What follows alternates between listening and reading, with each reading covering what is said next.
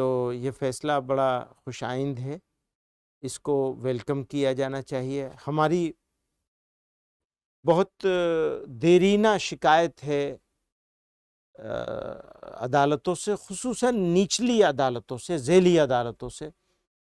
उनके फ़ैसले सिर्फ़ इस मामले में नहीं, बहुत सारे मामलात में हकीकत के ख़िलाफ़, इंसाफ़ के ख़िलाफ़ आते हैं। इसी तरह का एक फ़ैसला हाई कोर्ट ने किया था, जिसमें इनको गैर कानूनी करार दिया गया था और ये मदरसे के चलाने के निज़ाम को ही असंवैधानिक, अनकॉन्स्टिट्यूशनल कहा गया था।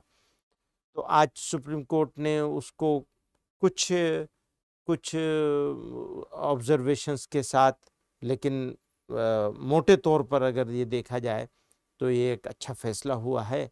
हम इस फ़ैसले का खैर मक़दम करते हैं।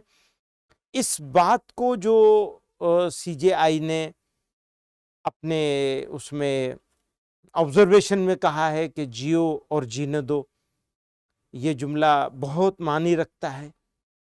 आज की तारीख़ में भारत का मुसलमान अपने आप को बहुत डिमोरलाइज्ड फ़ील कर रहा है, डिफरेंट रीज़न्स से, एक नहीं बहुत सारे रीज़न्स हैं। तो ऐसे में ये फ़ैसला जो है वो मैं समझता हूँ कि सभी लोगों के लिए, इंसाफ़ पसंद शहरियों के लिए बड़ा बड़ा इत्मीनान बख्श होगा। तो मैं इसके ऊपर एक मरतबा फिर यूपी मदरसा बोर्ड एसोसिएशन जो है, टीचर्स एसोसिएशन जो है, उनको भी उनकी लड़ाई को उन्होंने जिस तरह लड़ा है, उनको भी मुबारकबाद देकर इसको एक मरतबा फिर शुक्रिया अदा करना चाहते। हम लोग सुप्रीम कोर्ट ने जो मदरसों के सिलसिले में फ़ैसला दिया है कि वो अनकॉन्स्टिट्यूशनल नहीं बल्कि कॉन्स्टिट्यूशनल हैं, इसका हम लोग दिल की गहराइयों से इस्तकबाल करते हैं, स्वागत करते हैं, वेलकम करते हैं। क्योंकि ज़ाहिर-सी बात है, जो उत्तर प्रदेश मदरसा एक्ट है, जो कि उत्तर प्रदेश की हुकूमत ने खुद बनाया था, उसको किस तरीके से अनकॉन्स्टिट्यूशनल करार दिया जा सकता था। और फिर हम लोग अपने इन मदरसों को मुल्क के कॉन्स्टिट्यूशन के आर्टिकल 30 के तहत रन करते हैं। और हम लोग अपने मदरसों में बच्चों को 90% बच्चों का education completely free fooding, lodging और ट्यूशन देते हैं। तो ये ऑलरेडी एजुकेशन का और तालीम का एक बड़ी खिदमत है। लेकिन हाई कोर्ट के उस फैसले के बाद लोगों में बड़ी मायूसी पैदा हो रही थी। लेकिन सुप्रीम कोर्ट के इस फैसले के बाद लाखों की तादाद में स्टूडेंट्स, उनके घर वाले और टीचर और स्टाफ को बड़ी राहत मिली। आलिम फाजिल की जो डिग्री बताई गई है वो शायद रोकने की बात सामने आ रही है। यानी जो आलिम फाजिल की डिग्री के सिलसिले में जो बात कही गई है, उसको ज़ाहिर-सी बात है देखा जाएगा कि एग्ज़ैक्टली क्या बात है, और उस पर लीगल ओपिनियन लेने के बाद ही कोई बात कही जाएगी। देखिए, मदारिस के ताल्लुक से जो फैसला सुप्रीम कोर्ट ने दिया है, ये निहायत ही खुशाइन फैसला है। और इस फैसले से न सिर्फ मदरसों में पढ़ने वाले, बल्कि मदरसों से मुंसलिक वो तमाम हजरात जो संवैधानिक हक के लिए सुप्रीम कोर्ट में मदरसा एक्ट की और मदरसों के वक़ार के लिए मजबूत पैरवी कर रहे थे, वो तमाम हजरात मुबारकबाद के मुस्तहिक हैं। इसलिए कि मदरसों ने हमेशा इस मुल्क में तालीम को फ़रोग़ देने के लिए और जहालत के ख़ात्मे के लिए काम किया है। कुछ अरसे से ये एक फ़िज़ा बनाने की कोशिश की जा रही है कि मदरसों को बदनाम किया जाए, मदरसों के तालीमी निज़ाम को दरहम बरहम करने की कोशिश की जाए और मदरसों के वक़ार को, मदरसों के स्टेटस को मजरूह किया जाए।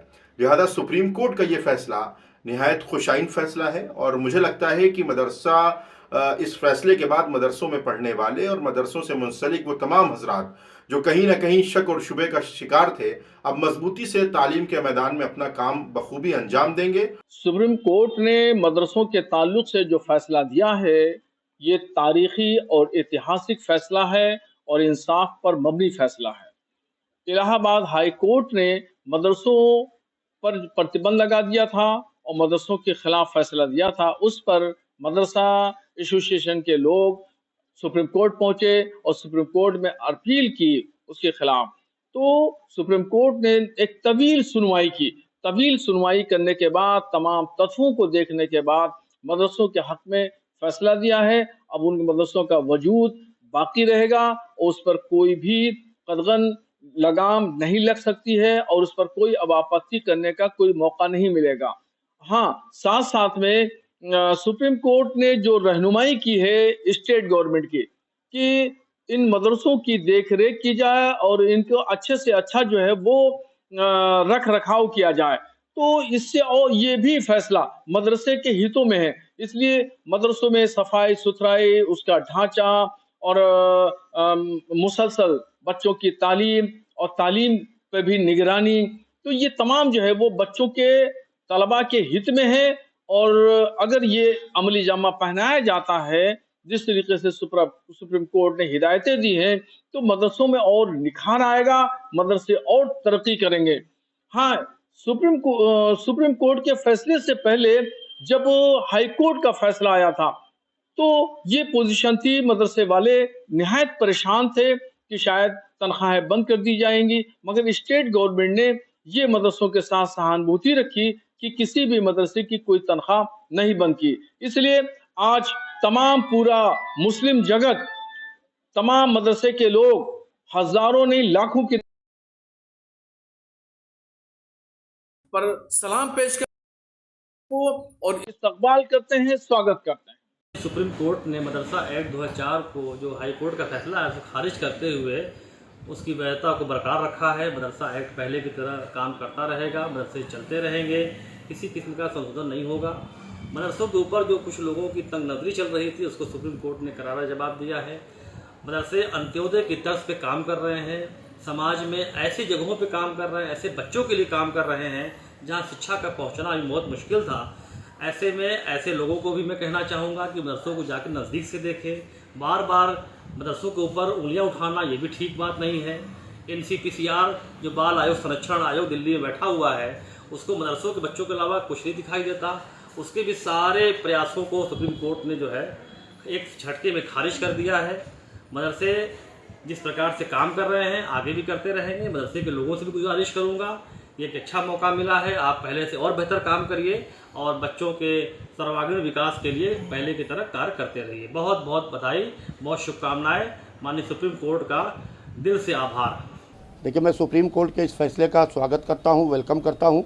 मदारिस अरबिया के लिए जो सुप्रीम कोर्ट का फ़ैसला आया है, अगर से फ़ैसला इसके ख़िलाफ़ आ जाता तो हमारे मदारिस अरबिया के ऊपर बहुत बड़ी इस वक्त एक अहम ज़िम्मेदारी ये थी कि उन लोगों को कहाँ एडजस्ट किया जाए जो मदारिस अरबिया में पढ़ा रहे हैं, और बेरोज़गारी का स्तर और बढ़ जाता। मदारिस अरबिया का अहम योगदान है, मुल्क की आज़ादी में अहम योगदान है। इसके अलावा मदारिस अरबिया ने हमें IAS, PCS, IPS, governors, ministers दिए हैं, और मदारिस अरबिया ने जिस तरीके से मुल्क को संवारने में, मुल्क को सजाने में अहम भूमिका अदा की है, मैं सुप्रीम कोर्ट के इस फैसले का तहे दिल से वेलकम करता हूँ, स्वागत करता हूँ और सुप्रीम कोर्ट को सैल्यूट करता हूँ। देखिए, एक समय से एक समुदाय को टारगेट कर उनके अधिकारों को छीनने की कोशिशों का जो सिलसिला चल रहा है, तो ये बहुत निंदनीय है। आज माननीय सुप्रीम कोर्ट ने जो फैसला सुनाया है, माननीय सुप्रीम कोर्ट का हर फैसला सर आंखों पे है, हर हिंदुस्तानियों को ये मानना चाहिए। और मेरा मानना है कि माननीय सुप्रीम कोर्ट ने जो फैसला दिया है वो जिंदाबाद है और जिंदाबाद रहेगा। और जब तक कोर्ट है, मैं समझता हूं कि कोर्ट का जब तक सिलसिला चला आ रहा है तो कोई किसी के साथ नाइंसाफी नहीं हो सकती। मैं शुक्रिया अदा करता हूं माननीय सुप्रीम कोर्ट को और उसके फैसले देने वाले तमाम जजों का, और उम्मीद करता हूं कि संविधान की जो खूबसूरती है ऐसे ही बरकरार रहे और किसी के साथ नाइंसाफी ना हो। यही हमारे कोर्ट करते आए हैं और हमेशा करते रहेंगे। इस फैसले से कोई फर्क आएगा?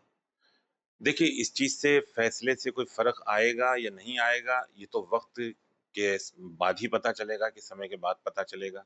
अलबत्ता मैं यही कहूंगा कि माननीय सुप्रीम कोर्ट का हर फैसला हमारे सर आंखों पे है, और हमें उम्मीद है कि माननीय सुप्रीम कोर्ट जिस तरह से फैसले देते आया है इंसाफ के साथ, ऐसे ही देते आएगा।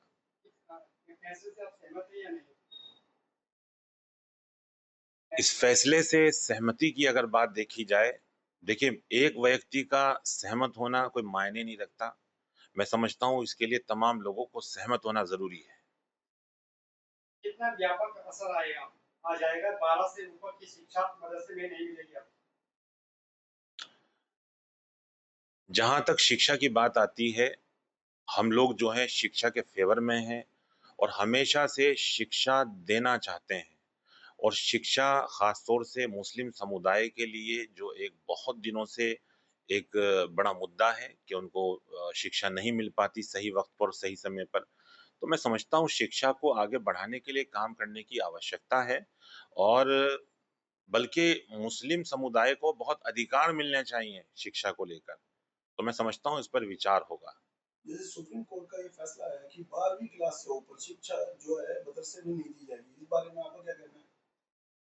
मैंने फिर वही कहा है कि शिक्षा का जहाँ मुद्दा आता है, शिक्षा जो है वो मुसलमानों को ज़्यादा अथॉरिटी देनी चाहिए कि आप शिक्षित हों और शिक्षा दें। और मैं समझता हूँ कि मदरसे से ज़्यादा कोई और जगह नहीं हो सकती कि वहाँ पर हर तरह की पढ़ाई पढ़ाई जाए। ख़ास तौर से दुनियावी भी हो और मज़हबी भी पढ़ाई हो।